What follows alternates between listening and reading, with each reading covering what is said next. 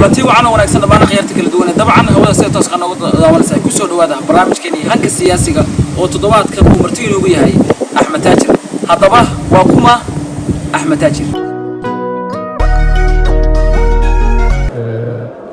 Axmed Bidaanshe barnaamijka hanka soo dhaw waa idin mahadcelinaya adiga dhalinyarada farsamo yaqaanada magacaygu Axmed Cabdi Xaashi تاريخ كوبان أحمد عبد الحاشي وكما تاريخ كوبان وبحيل كوبان السعودية وأكثر كوبان هذا اللي هو هذا أحمد عبد الحاشي وحلي قلنا الناس أحمد تاجر أحمد تاجر هو اللي هي هبين كان نشتي بعدين كده هبين كان غير كوسيفي عنه عشية هبين فرح هذا واحد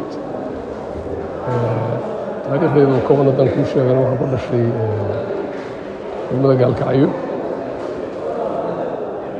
شغله waxaan ka bilaabay dugsiga hoose ee dhexe waxaan ka dhigtay galkacyo waxaan galay dugsiga sare ee tababarka macallimiinta aan galay 1974 waxaan bilaabay shaqo macallinimo anoo yar 12 jira 79kiina waxaan ku wareegay ciidamada waxaan ka soo shaqeeyay ciidanka nabad sugidda Soomaaliyeed waxaan ka soo shaqeeyay ciidanka booliiska waxaan ka soo shaqeeyay CID waxaan ka soo shaqeeyay wasaaradda arrimaha gudaha oo ka noqday agaasimaha guud ee deeqaha 1988 waxaan ka qaxay dalka 1991 dagaaladii sokeeyey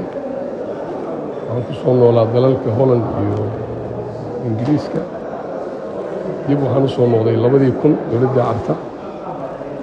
waxaan noqday la taliye amniga ee ra'iisul wasaare Cali Khaliif Galley waxaan ahaa raggii ka soo hormaray ee ku soo dhaweeyay xamar dawladda hotel Ramadaan dabadeed waa ka noqday waxaan ku soo noqday 2004 Embagaati dowladda Cabdullaahi markii la dhisay sanad kadib waxaan noqday taliye-heenka ciidanka booliiska Soomaaliyeed haddana waxaan tartamayaa kursiga 166 ee baarlamaanka federaalka Soomaaliya intaas weeye taariikhdeyda oo kooban wixii aan soo qabtay iyo wixii aan soo maray tababarradeydii iyo waddamadii aan tegey iyo haddaan hadda bilaabo dee waqti badan aad iyo aad buu mahadsan yahay Axmed Cabdi Xaashi oo taariikh kooban inaga siinayay laylinta hanashada hoggaanka ee musharaxnimo ee dowladda federaalka Soomaaliya xilligan doorashadeedu ay taagan tahay 2021 ilaa 2005 haddaba su'aasha koowaad aan rabaa markaan musharaxa weydiiyo waxa weeye musharaxiin baa kula tartamaysa dadku inta badan beentina way ka daaleen musharaxiinta kula tartamaysa maxaad kaga duwan tahay tusaysa waa aragnimada aan u leeyahay Soomaaliya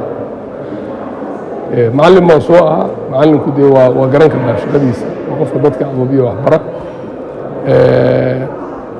amnigaan ka soo shaqeeyey arrimihii gudahan ka soo shaqeeyey Soomaaliya meelaha ka soo qalloocatay oo dhan baan garanaya meelaha laga toosin karana waa garanaya marka nin yaqaana prioritiska baarlamaanka shaqada laga rabo waxaa weeye constitution saxa dalka inuu yeesho madaxweyne fiican inuu helo arrimaha masiiriga sida federalismka dad garan kara doodooda ama fahamsan inay yimaadaan waxaas baan ka shaqaynaya anigu oo priority ii ah maslaxada reerka aad sheegaysaa waxay ku dhex jidaatan Soomaaliyeed maslaxada Soomaaliyadu markay hagaagto dowladda Soomaaliyeed la helo waxaa weeye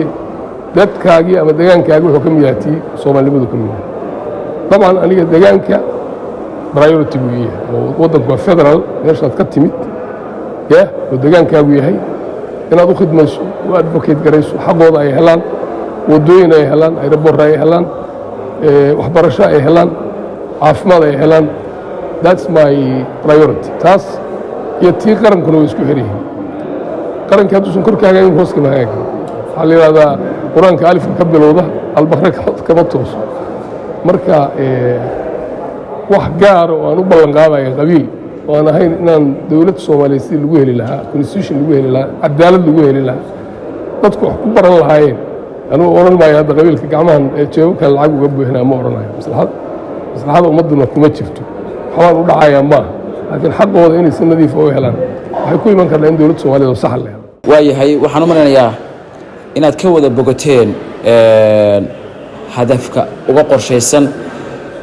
musharax xildhibaan Axmed Cabdi Xaashi oo runtii wax badan dalkan ka soo qabtay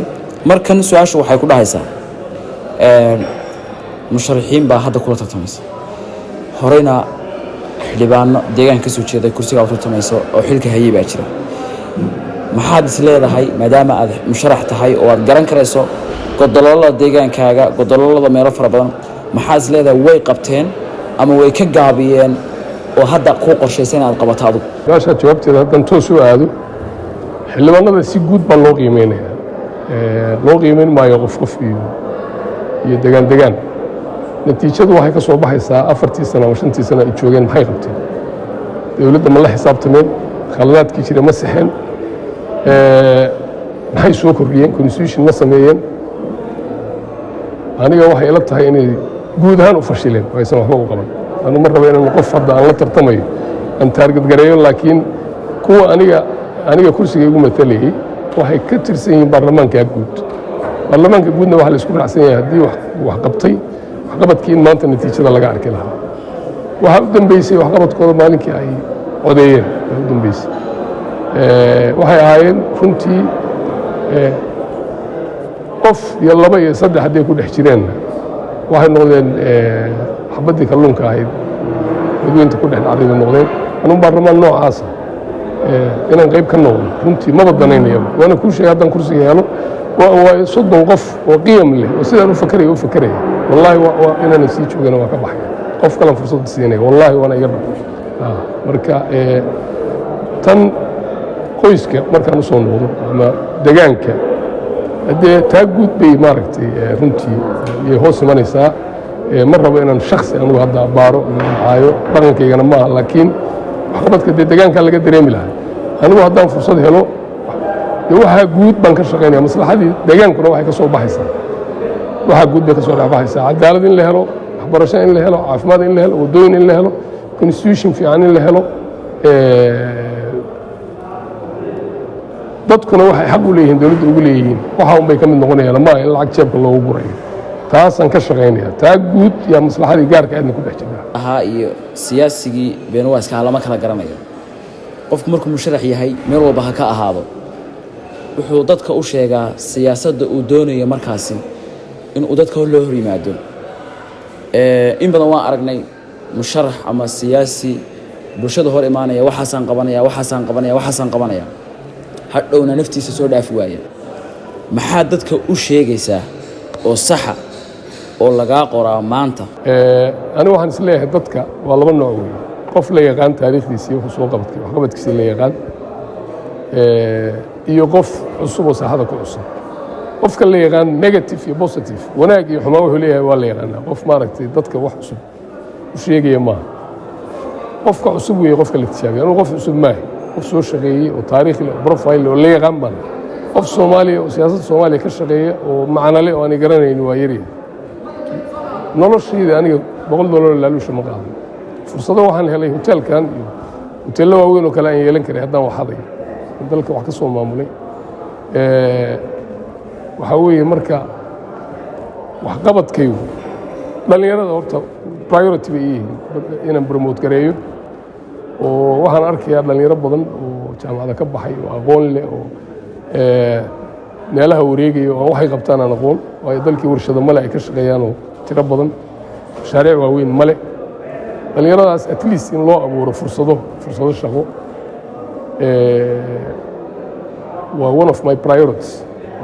muhiimadaha waxyaabaha aniga aan runtii ka fakarayo waxaa ka mid ah in dhalinyaradu ay helaan fursado shaqo loo abuuro haddaan anugu fursaddii helo weeye ama taladii aan helo ama dawlad sida anugu aan u fakaraya boqolkii at least 10 aan ku contribute garayn karo waxaan hayaa ideas dhalinyarada loogu abuuri karo ama afkaar loogu abuuri karo shaqo abuur loogu samayn karo horumar ay ku gaari karaan nolol fiican ay ku heli karaan taasi waa one of my priorities waayo aniga hadda ma ahi qof isagu raadinaya naftiisa wax gaara u raadinaya dhalinyaradu waa mustaqbalkii dalka waa ragga aan rabno berri ka maalin inay gabar yaroo aan dhalayba hadda kahor waxay tiri waagii xasan sheekh madaxweynaha aabba soomaaliya xal baan u hayaa bay tiri excuse me xal baan u hayaa soomaaliya muxuu yahay halkaad u haysaa waxay tiri home swap waxa la yidhahdaa ingiriiska laga yaqaan guryaha la isku beddeshaa laba qof oo laba gobol kala degan oon isaqoon baa beige bay soo wada gelayaan labadii guri bay isku bedelanayaan marka waxay tihi home swap baan samaynaynaa annagana soomaaliya inu guuraynaa soomaalida gudaha joogtana iyagii madaxweynahooda waa soo raraynaa waxaan keenaynaa ha waayo annaguna qorax iyo waxaan rabnaa iyo maaragtay dal fiican oo khayraadkiisa diin yahay xabadna ma rabno dagaal ma rabno rabsho ma rabno qabiil ma rabno soomaalida hadda dalka joogtana dabadday rabaan maca madaxweynahooda baasaboorra la siinaa waa la dejinaa markay bartaan inta annagu aan naqaan oo dad peaceful ay noqdeen adduunka suu ku horumaray ay arkaan markaasaa la soo celinaya ay imaanaya waddanka ku soo noqonaya markaa dad isnabadgelinaya oo horumarkooda ka shaqaynaya oo ammaankooda ka shaqaynaya yaa soo baxaya laaminis waxa weye dhallinyaradu afkaartii waa hayaan lakin waxay u baahan yihin dad horseeda hal abuur u sameeya oo shaqo abuur u sameeya oo aan qabyaaladayn aan soo kamarsan ayay u baahan yihin marka anu waxaan rabaa dhallinyaradu inay waddanka u soo noqoto kuwa waddanka joogaan ay fursada helaan waa un riyo waxa weye qof keliya waxba ma qaban kara lakin waxaan ka shaqaynaya aniga haddaan baarlamaanka galo dad saamayn leh oo aan isku afkaarnahay boqolkii 30 inaan isla helaan rabaa dad fiican oo sidaa u fakeraya waxa ugu horeeya oo priority-gan waa educationka dadku inuu wax barto dhallinyaradu inay wax barato waxbarashadu waxay keenaysaa wax badan qofku inuu ka daawoobo dalku suu u horumarayo ama sida adduunka horumaray horumarka ku gaaray inay bartaan adduunka horumaray waxa weye qofka waxa lagu qiimeeyaa shaqo qabanaya targetka shaqadaas yoolka yaa lagu qiimeeya laguma qiimeeyo waa ree hebel waa hebel waa bahalkii laguma qiimeeyo marka in dadka la educate gareeya priority wax la baro hadda arrintii qabaa'il bay noqoto wax soo dooranaya waa ergooyin qabaa'il ah xilligana waxaad moodaa ergooyinkii in la kala iibsanayo oo xilligani lacagtii ay shaqaynayso oo lacagtii qiimo ay leedahay fariinta gaarka ah aad ergooyinkii iyo odayaasha deegaankaaga aa u dirayso aad leedahay ha la igu doorto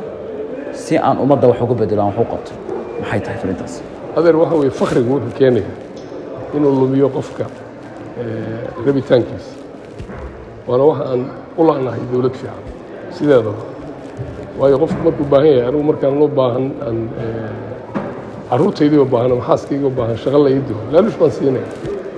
ama waxbaan u soo dilaya it's obvious marka dadka soomaaliyeed waa baahan yahay aniga hadda 2 sano ku dhowaad baan ka shaqaynaya kaambeynkii deegaanka layga soo dooranayo ama ergadaydu ka imaanayso waa ku noqnoqonaya dadka ergada raadinaya qaabka ay u raadinayaan markaad dhegaysato ama nin xabad ay meel uga jirto laga soo saaraya baa loo rabaa ergeyga ama mid guursanaya oo dhaqaale inuu ka helo rabaa waxaa lagu sheegayaa wuxuu ku xisaabtamaya lacag aad u fara badan waxyaabaha ku weydiinaya qaaraanka hataa lagu soo qoro adigu ku weydiinaya ma garata anugu marka waxaan idhahdaa ma odhan kadib carradaha soo miraafinina oo waxaa weeye kor baa laga miraafaya kor yaa laga miraafaya xildhibaanka yaa miraafaya dowladda laftiga wixii o dhan baa waxay yihiin moogtahay marka qofka haddaad tirahda lacag ha raadin ee adoo gaajaysan dooro kaa yeeli mayo marka aniga fikirkaygu waxaa weeye dadku dee maadaama aan ku yidhi anugu laalush qaatin maaha waa laga lacag badnaan karaa laakiin rabitaanka dadka runta ah waxaa weeye wixii aan hayana waa siiya aniga jeebkayga ku jira oo dee taas aniga waxayba ii tahay dhaqan bay ii tahay amaan xildhibaan raadinayo ama yaanan raadinayn waxa jeebkayga ku jira waxaan ku aniga nolosheedu expensive maa iyagaan siiya waxaanan u sheegaa ama qof maanta xoogaa jeebka kuu gelinaya birina albaabkaa xiranaya dooro aan adiga carruurtaadii dadkaagi midna wax u qabanayo ama qof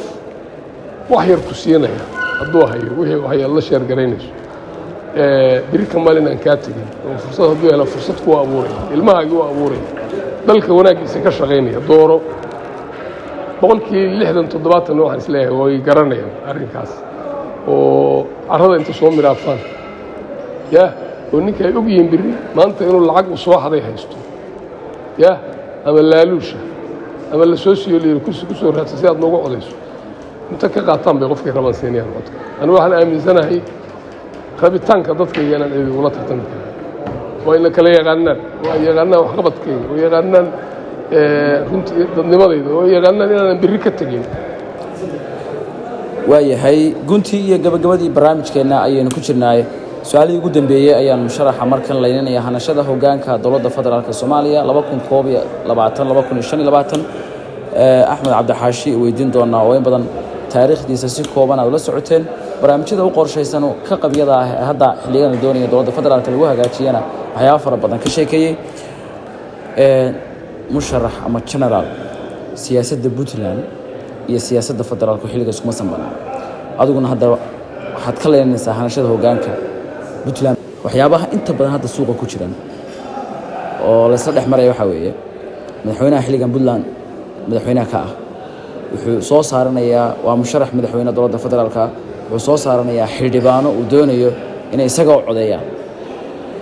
adigu waxaad noqon doontaa dabcan barnaamijkaagina waxaa ku jirtay inaad aadan ahayn barnaamij siyaasi ama musharax cid gaar oo xidhan si dadkuna ay u iftiimto oo ay dadku tuunkaas uga baxaan waxaad noqon doontaa musharax puntland u xidhan mise musharax cidda aad ka aragto barnaamijka siyaasadda ah ee federaalka ama dowlad soomaaliyeed hogaamin doona bedeli doona ayaa dooran doonta runtii ay tahay dadku inuu si fiican u fahmo waa dhici kartaa su-aashaas dad badan inuu ka baqi lahaa jawaabteeda waa dhici kartaa sida runta ah oo qalbigayga uu yahay haddaan ugu jawaabo in siyaabo kale loo akhriyi karo anigu horta puntlander baan reer puntland baan ahay degaan ahaan degaan doorashadaydu marka la leeyahay 4.5 macnihiisu waxa weeye waa degaan iyo qabiil isuwan wey aniga meeshaan ka imaanay halkan waay maslaxada koodaan ilaalinayaan oo maslaxada puntland madaxweynaha puntland horta inuu murashax yahay weli annaga afkiisa kama hayno laakiin waxaan ku aqaanaa oo aan been ahayn oo aanan barnaamijkayga ka mid ahayn inaan kursi ku raadinayo inuu yahay qof u fakeraya waxyaabaan ka hadlaya anugu soomaalida ruumarkooda iyo dacayaadkooda anugu ma dhegaysto in soomaaliya inay dowlad fiican ka dhalato yah hamigeeda nin le inuu yahay baan anugu ka fahamsanahay mana aha qof hadda aan baranayo waa qof wakti dheer aan aqaan weye isagoo ganacsadaan aqaani isagoo wasiiraan aqaani isagoo madaxweyne raadinayaan aqaani federaala isagoo madaxweynaha puntland aan aqaanaa markuu inta isu soo sharaxo barnaamijkiisa uu soomaali la wadaago ayaan wixii iga aadan ka oranaya arrintaa waayahay fariinta ugu dambaysa ama puntland ha noqoto ama dadka ku dooranaya ha noqoto ama soomaali weyn ha noqoto ama dadka doonaya 30 sano ee soomaaliya ka burbursanay ha noqotee fariinta ugu dambaysa ee ka musharaxaan aad u diraysaa maxay tahay runtii waxaan oranayaa soomaalidu dee hadda waxa weye wixii tegey ma aaminsan inay soo noqonayaan laakiin wakti baa ku socda waktigaa inay ka faa'idaystaan waa kuu sheegay muhiimadda uu leeyahay baarlamaanka hadda baarlamaan baan ka hadlaynay baarlamaanku waa hay-adda keliya ee dalkan madaxweynahana ka muhiimsan waayo adiga iyo aabbaha baa muhiimsan qofkii ku dhalay adiga ifka ku keenay baa kaa muhiimsan inta laga gaarayo shacab doorta madaxweynaha ay rabaan waxa weye madaxweynuhu waa parliamentarian baarlamaankaa dooranaya ninkii ku doortay marka kaa muhiimsan hadduu shaqadiisa yaqaan marka waxaan olahaa baarlamaan fiican xula haddaad dalka u naxaysaan haddaad rabtaan 5 sano dambe inaad calaacashaan baarlamaankaasina ha noqdo baarlamaan garanaya waxa uu qabanaya baarlamaan priority ay u tahay dalkan inuu horey u socdo baarlamaan priority ay u tahay in constitution fiican la dhiso baarlamaan garanaya in dalkani faqriga ka baxayo dhibaatada iyo gaajada cadaaladna dadku helo marka taasaa waxaa ka soo baxaysa in hoggaan fiican la doorto hoggaanku waa inuu yahay visionary aniga openly baan kuugu sheegaya aniga farmaajo markii la dooranaya 2017 dadkii doortay ama waday ka mid ma ahayn markii la doortay yaan u tegey waxaan ugu tegey tale inaan siiyo niman odayaala oo tiimkiisii ahayd madaxweynihii wuxuu fadhiyaa jasiiro korkeeda anna jasiiran deganaa arag waan u tegey waxaan ku yidhi dhageysho ilaa xalay waxaan ka seexan weynay magaalada dabaaldegeedii iyo maaragtay from corner to corner anuu dadkii ku doortay ka mid maahay haddana jeega kaa marna I will be gone waa soconaya fursadahaad hayso dadkii adiga kula socday uga faa'iideen laakiin hal talan ku siinaya soomaalida dabaaldegeeda iyo rabitaankeedu wax sii jira maaha waa 2 bilood oo horeysa maanta waxaad haysataa fursad gabar haddaad ka dhigto prime minister dadku ku ganacsan yahay oranayo sida lagu doortay marka la fiiriyo ninkani waa visionary madaxa buuxa gabadhan waxbuu ka dhex arkay aan wax hadal la gelin gabadha lagu ansixinayo iyaduna 17 gabdhood ka bineed haday la timaado iyadana lagu abruuf gareynayo laakiin haddaad fursadda koowaad lumiso oo qof aan lagu ganacsanayn prime minister ka dhigto asaguna wasiirada lagu ganacsanayn uu dhigo hadalkaaga iyo ficilkaagu hadday isla socon waayaan 2 bilood kadib waa laga qashacaya waxaaduna ma shaqaynaya marka fursaddaas ka faa'iidayso intaasaan ku yidhi haddee inuu ka faa'iidaysay inuusan ka faa'iidaysanna 5 sano wixii la qabtay unbaa noo caddaynaysa laakiin maxaa inuu ka faa'iidaystay baad aaminsantahay anugu inuusan ka faa'iidaysan baan aaminsanahay mana aha inaan dulmayo laakiin maxsuulkaa la fiiriyaa maanta meeshaan taaganahay baa la fiirinaya shalay meeshaan taaganahay marka waxaa la fiirinayaa markaan fair noqdo waxyaabo wax laga qabtay waa jira laakiin sidii aan rabay sidii dadka soomaalida ugu soo baxay oo u soo dhoweeyey wax ma loo qabtay adanka ugu celinaya